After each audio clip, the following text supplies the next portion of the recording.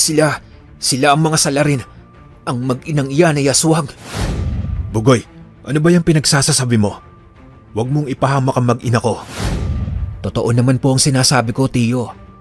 At alam kong alam mo na hindi sila normal na tao. Hindi kita mapapatawad, Bugoy, kahit mamatay ako!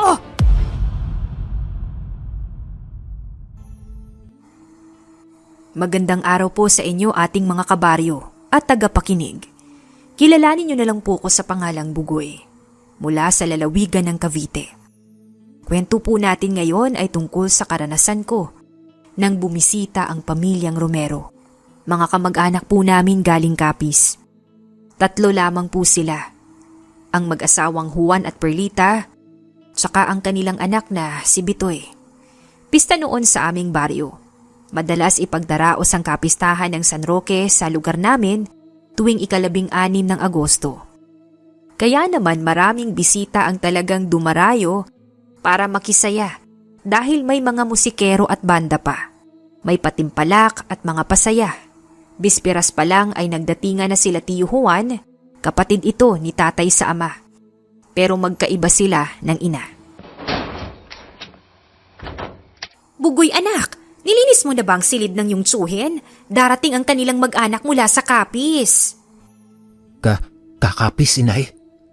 Hindi po ba pinamumugaran ng mga aswang ang lugar ng Capiz? Ikaw talagang bata ka. 18 anyos ka na pero nagpapaniwala ka pa rin sa mga ganun. Huwag kang ang masyadong manood ng mga kababalaghan kung ano-ano na yung pumapasok dyan sa kukote mo eh. Totoo po ang sinasabi ko, inay. Sadyang wala lang tayong nakikitang aswang ngayon. Siya nga po pala, nalinis ko na. Ewan ko sa'yo, Bugoy. Tinatakot mo lamang yung sarili mo. Siya'y magtungo ka na sa likod ng bahay. At tulungan mo magkatay ng manok ang iyong tatay. Kailangan niya roon ng katulong na magtanggal ng balahibo ng manok. Oo, pupunta na ako sa likod. Nagpunta agad ako sa likod ng bahay para tulungan si tatay. Maya-maya pa, may humintong tricycle sa harap ng aming bahay. Mukhang nariyan na si Juan. Kasama ang kanyang mag-ina. O siya, sige, magugas ka na ng kamay, Bugoy. Mamaya na natin to ituloy.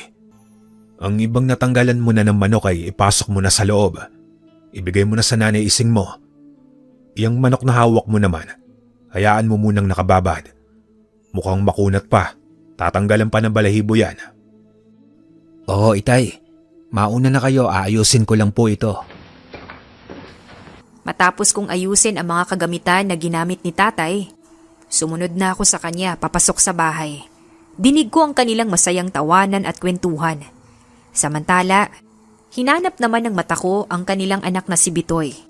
Sa aking pagkakatanda, 9 na taong gulang pa lamang ito. Itatanong ko pa sana kung nasan ito, nang bigla na lamang lumitaw si Bitoy sa gilid ko. Halos mapatalo naman ako. Langhiya, bakit ka ba nanggugulat na bata ka? San ka galing? Kinarga ko si Bitoy at may naamoy ako sa kanya. Tila may malangsa sa katawan nito. Doon ko napansin ang ilang patak ng dugo sa kanyang puting polo. Nang pagmasdan ko ito, agad naman siyang inagaw ng kanyang nanay Perlita. Bitoy anak, amoy anghit ka pa dahil galing tayo sa biyahe. Huwag kang masyadong magpakarga kay Kuya Bugoy mo. Baka mamaya dumikit sa kanya yung amoy mo. Ayos lang naman po. Hindi rin naman po ako mabango, tiya. Sa katunayan, wala pa nga ho akong ligo dahil abala pa kami ni tatay. Oo nga, Perlita. Hayaan mong makisalamuha ang anak natin kay Bugoy. Magandang maging malapit sila sa isa't isa dahil magpinsan naman sila. Oo nga naman, Hipag. Halika, tulungan mo akong maggawa ng kakanin. Marunong ka bang magtimpla ng para sa puto? Oo, Ising. Tara! Bitoy anak, huwag kang masyadong makulit kay Kuya Bugoy mo, ha? Opo, Nay. Ibinaba ni Tia Perlita si Bitoy at agad itong tumalon papunta sa akin.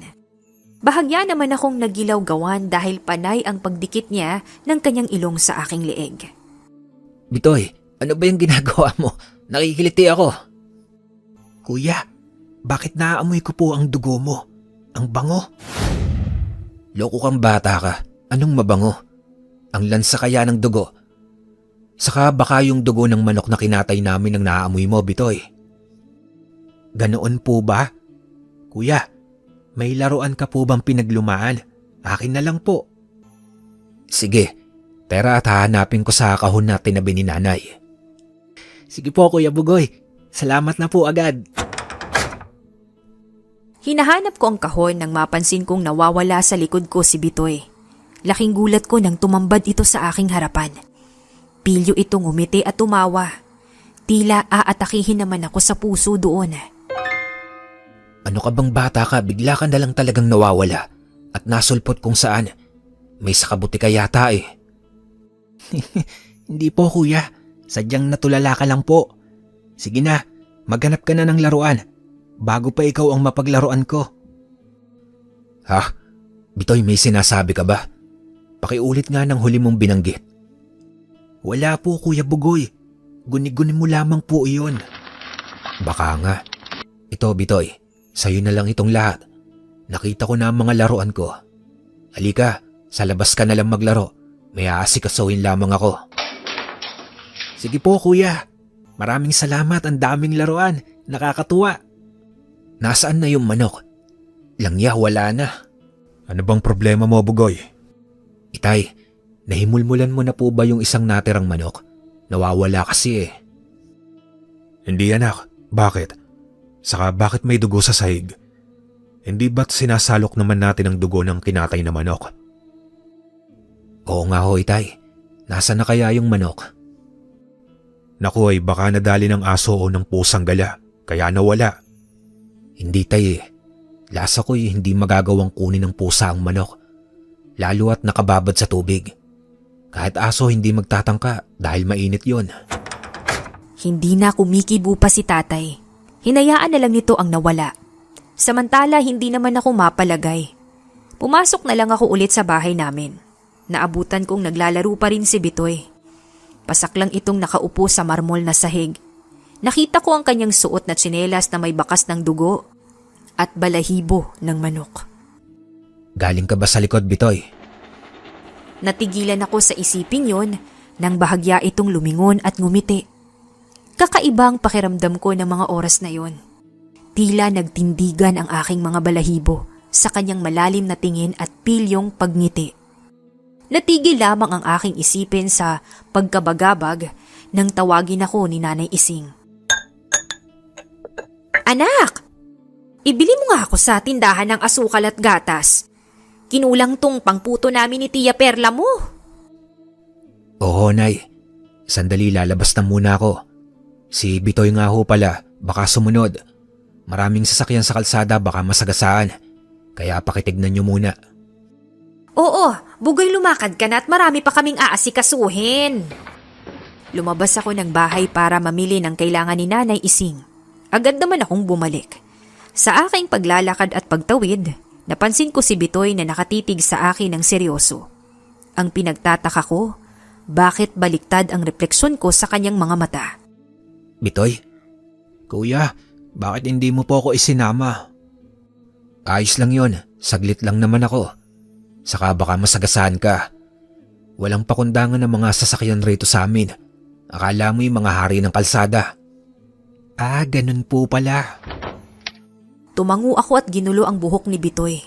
Ngumiti naman ito ng malapad at animoy na ningkit pa ang mga mata. Kaya hindi ko na ulit napansin ang kanyang mata. Naging abala na rin ako sa pagtulong kina nanay at tatay. Kinagabihan noon, agad akong bumagsak sa kama at nakatulog. Ramdam ko ang matinding kapaguran at antok. Bandang 12:00 nang may marinig akong alulong. Nagkakagulo ang mga aso sa labas ng bahay. Tila may kinagagalitan ang mga ito habang nakaharap sa bahay namin. Dahil sa sobrang antok, muli akong nakatulog at nagising kinabukasan. Gising na, Bugoy! Maya-maya ay marami na tayong bisita. Kaya maggayak ka na! Oo, inay. Kay aga nyo naman mambulabog. Kitang natutulog pa yung tao eh. Bahala kang ang bata ka. Ako'y gagayak na at magsisimba pa ako, ha? Maiiwan naman dito sila Tia Perlita mo. Nais mo bang sumama? Hindi na po, inay. Baka masunog lang ako sa simbahan. Loko kang bata ka. Siya, sige na, alis na muna ako. Bumangon ako nang makaalis si nanay at agad na naligo. Lumabas naman ako ng aking silid at dumiretso sa may kusina para kumain ng umagahan. Naabutan ko doon ang inang Perlita at Bitoy. Napatitig ako kay Bitoy noon. Tila hayok na hayok kasi itong kumain ng lamang loob ng baboy. Hinayaan lang naman ito ng kanyang nanay Perlita. Magandang umaga po, Tia. Magandang umaga rin, Bitoy. Sa nga pala, nais ko sanang magpaalam sa'yo. Magbabawi sana ako ng tulog. Ikaw na munang bahala sa inyong mga bisita, ha? Lalabas na lang ako kapag nakakuha na ako ng sapat na tulog. Ayos lang, Tia. Patutulugin ko rin. Medyo nahihilo na rin kasi ako sa antok. Sige po, magpahinga na po muna kayo. Kaya ko na po ito. Nakakahilo nga po ang puyat. Salamat po sa pagtulong kay nanay. Wala yun, Bugoy. Naiwan ako sa kusina at inayos ko na ang mga ilalabas kong lagayan na may lamang pagkain. Maya-maya pa ay dinumog na kami ng mga bisita. Si tatay ang nag-asikaso sa mga matatanda niyang bisita. Nagsimula na silang uminom ng alak kahit tanghaling tapat. Kasama nito si Tio Juan na talaga namang giliw na giliw sa kasiyahan. Samantalang naging abala ako sa pag-aasikaso ng bisita. Gustuhin ko mang uminom pero hindi ko magawa. Hanggang sa dumating ang gabi, wala nang masyadong bisitang narating. Pero ang mga bisita ni tatay, mga lasing na. Naisipan kong katukin si Tia Perlita para ayain nang pumasok si Tio Juan. Kaya lang, nang puntahan ko ito... Nasaan na kaya sila, Tia? Nang itulak ko ang pintuan, naamoy ko kaagad ang malangsa at nakakasukang amoy ng kung ano. Halos bumaliktad naman ang sikmura ko nang makitang nakabukas ang bintana ng kanilang kwarto. Nagkalat doon ang lamang loob ng pusa. Wakwak ang tiyan nito at luwa ang mata. Akala ko ba matutulog sila, Tia at Bitoy? Nasaan na kaya ang mag-inang iyon? Muli akong napaatras nang may makita akong mga patay na daga sa gilid ng kanilang kama. Doon ko lang naisip na baka naglaban ang pusa at mga daga, kaya nagkaubusan ang mga ito ng lahi. Dali-dali akong lumabas. Sumuka ako sa gilid ng bahay namin. Sakto namang nakita ko si Tia Perlita na ginigising na si Tio Juan at kasama nito si Bitoy. Balak ko sana silang lapitan at sabihan. Kaya lang, ayokong isipin nila na wala akong respeto. Dahil basta na lamang akong pumasok sa loob ng kwarto nila, gayong alam kong walang tao. Kaya isinantabi ko na lamang ang naiisip. Bugoy anak, ba't hindi ka pa natutulog? Wala na rin namang bisita at madaling araw na. Magpahinga ka na. Ay kalabaw, nanay naman. Aatakihin ako sa gulat sa inyo eh. Bigla na lang kayong sumusulpot riyan. Sadyang magugulatin ka lang talaga anak. Lumakad ka na at magpahinga. Salamat sa pag-aasikaso sa mga bisita natin ng maghapon ha. Hindi ako masyadong nakaramdam ng pagod. Wala po yun, inay. Gusto ko rin naman makatulong sa inyo ni tatay. Siya, ako nang bahalang maglinis at mag-asikaso ng mga kailangang ayusin dito. Magpahinga ka na muna. Sige po, inay. Umalis ako doon at dumiretso sa kwarto ko. Buong magdamag akong hindi nakatulog. Tila hindi ako mapakali. Samantala, kinabukasan, napansin kong wala si Bitoy. Kaya agad ko siyang tinanong kina nanay. Inay, nakita niyo po ba si Bitoy? Parang hindi ko nakikita ang batang iyon. Naku Bugoy, nagpaalam na lalabas para makipaglaro. Hinayaan na muna namin. Hindi naman lalayo yun. Si Tia pala, inay. Bakit ba hinahanap mo yung tiya at pinsan mo, Bugoy? Wala lang po, inay. Wala kasi kayong kasama. Ayos lang naman ako. Siya, tawagin mo na si Bitoy dahil manananghalian na tayo. Sige po, nay. Hinanap ko si Bitoy na mga oras na yon. Nakausap ko naman sila Ambo at sabi nila, umalis daw ito matapos kagatin si Lando. Sabay turo sa batang panay ang pag-iyak dahil sa nangingitim nitong kamay. Nangunot ang noo ko doon at saka ito nilapitan. Isinama ko siya sa center at sinabi doon na hindi normal ang sugat nito. Napakalalim nun, kaya nababahala lalo ang kawawang bata. Matapos ko itong isangguni sa center, sinabi ko naman yon sa magulang ng bata. Kahit napinsan ko si Bitoy, Hindi ako maaaring manahimik at magbulag-bulagan. Nagtungo ako sa bahay para kausapin sila Tiyo Juan. Tiyo, si Bitoy po. Hindi makita kung nasaan. Tumakbo raw ito matapos kagatin si Ambo. Yung batang kalaro nila. Sinamahan ko sa center yung bata dahil panay ang pag-iyak. Bakit naiyak ng todo? Nangingitim kasi yung kagat ni Bitoy kay Ambo. Nagalit raw kasi ito ng asarin na uhugin. Kaya po nakagat ni Bitoy. Larong bata lang pala. Kaya lang pihadong magagalit ang mga magulang noong Ambo. Kasalanan ng kanilang anak. Kaya dapat lang yun. Matalim ang ngipin ni Bitoy, lalo na't pangil ang magkabilang gilagid nito ang mayroon. Kaya nga, kausapin nyo na lang ng maayos ang pamilya ni Ambo para hindi na magkahaba pa. Nagkasundo sila na kausapin sa barangay ang magulang ni Ambo, pero hindi pumayag ang mga ito na hindi ipagamot sa ospital ang kanilang anak. Nagsisimula na rin kasing mangitim ang labi at katawan ng bata. Mabuti na lang ay may naitabing salapi si Tiyo Juan. Nang maayos ang problema, umalis ako agad doon para hanapin si Bitoy. Halos halughugin ko ang buong lugar namin pero hindi ko ito makita. Hanggang sa magdilim, narinig ko ang sunod-sunod na nakakakilabot na alulong ng mabangis na hayop. Bitoy, nasan ka? Bitoy, nandito ka ba? Umuwi ka na, Toy. Hinahanap ka na ng mga magulang mo. Tara nang umuwi. Bitoy, asan ka na ba? Umuwi na tayo, gabi na. Hindi ko na alam kung saan hahanapin ang pinsan kong si Bitoy.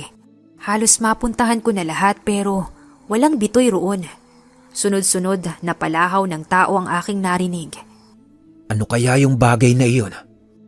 Nagpatuloy ako sa paglalakad. Dahil sa kuryosidad, nakarating ako sa malapit na ilog. Nakaamoy ako ng mabaho, malangsa at nakakasukang amoy sa di kalayuan. Sa nanginginig na tuhod, dahan-dahan ko yung nilapitan.